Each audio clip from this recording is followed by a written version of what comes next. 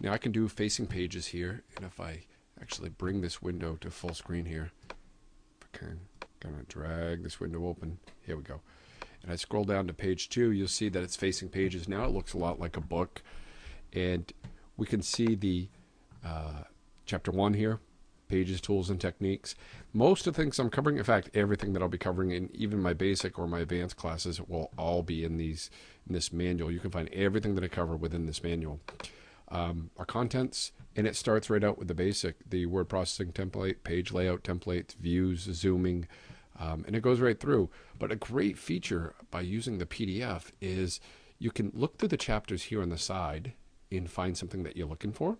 Of course, you can close things off if you're looking using tables. Well, I want to know more about tables. Oh, yes, resizing tables. I click on that, goes right to, as you can see right here, resizing a table. So if I go back to contents, also, if I wanted to know more about, let's say, the format bar, it's right here on page 23. I can either type in page 23 down here, and it brings me straight through to 23, the toolbar. Or I can just click on this text here. You can see my cursor is turned to a finger on a hand. Click on that, and it brings me right to toolbar. So there's 2 or 3 ways of finding your way around inside of a PDF document. And you can also, if you're kind of old school, you want to flip through the pages one at a time, you can use the arrows down here and just flip right through and look at this document.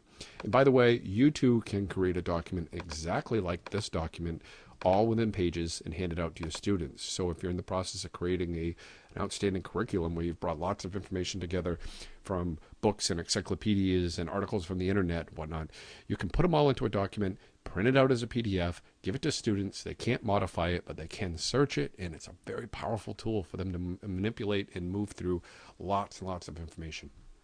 So one thing you should do in case you're not connected to the internet is go ahead and save a copy to your disk. And in this case, I'm going to save a copy here, and I'm going to decide where to save it. Right now, I'm just going to go ahead and put it on my desktop, and it's the Pages 09 user guide. I'll keep that title, and it's an Adobe format. That's okay.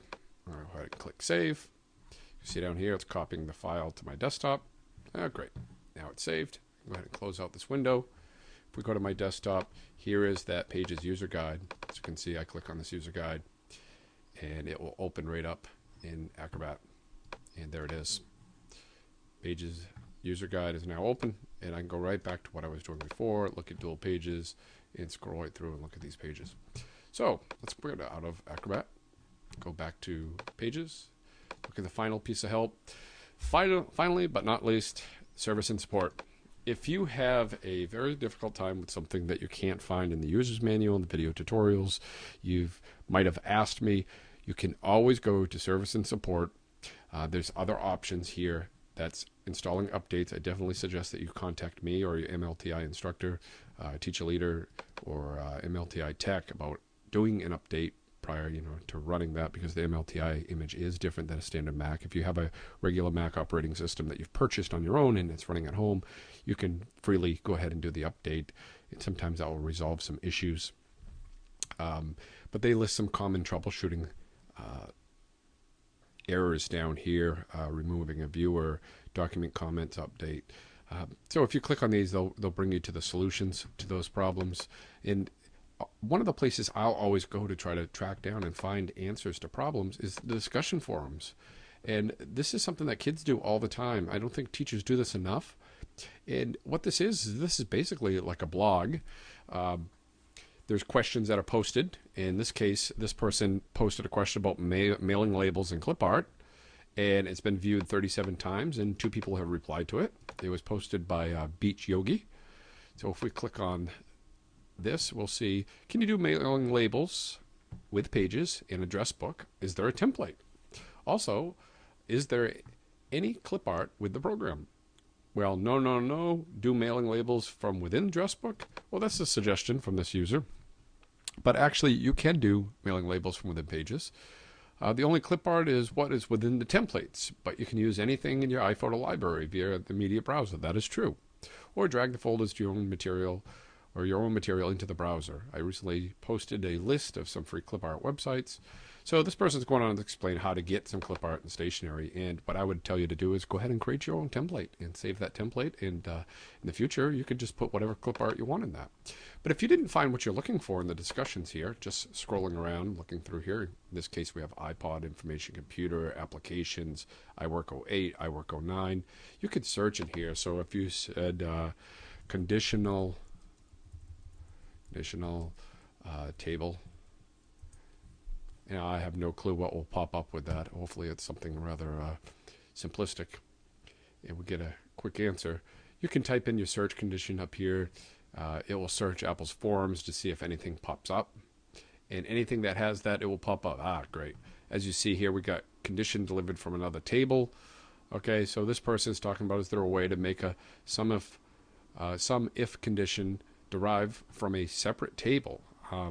And there's people responding to it. So what it's highlighting here is it's highlighting the words that I've searched for up here in the Boolean language, and it's identifying those. So this is a quick way to find an answer to something that maybe you didn't find in the user manual or the help video tutorials, or somebody nearby didn't have an answer.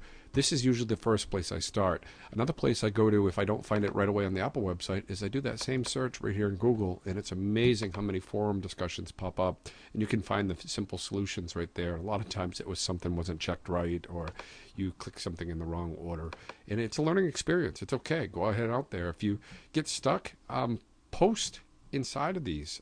You can join. There's no cost to join the support and the discussions, and you can go ahead and post your own question within one of these categories, and somebody will jump on, like myself, and answer the question if we happen to be snooping around in the forums. So that's it for right now, and that covers the help menu. Please, if you get stuck, don't hesitate to use the help menu. Use the user guide. There's lots of ways of finding your answer. You don't have to feel stuck. And last but not least, if you do get stuck and you need some help, please feel free to click onto my email, send me an instant message. You can call my phone, and you can grab me in the hall if you see me, if you happen to be a Deering High School teacher or staff member, and I'll gladly try to answer your question. If I can't answer your question, we'll sit down together and we'll find the answer online, and I'll definitely show you how I found that answer. So that's the help menu, and I'm looking forward to starting our first project.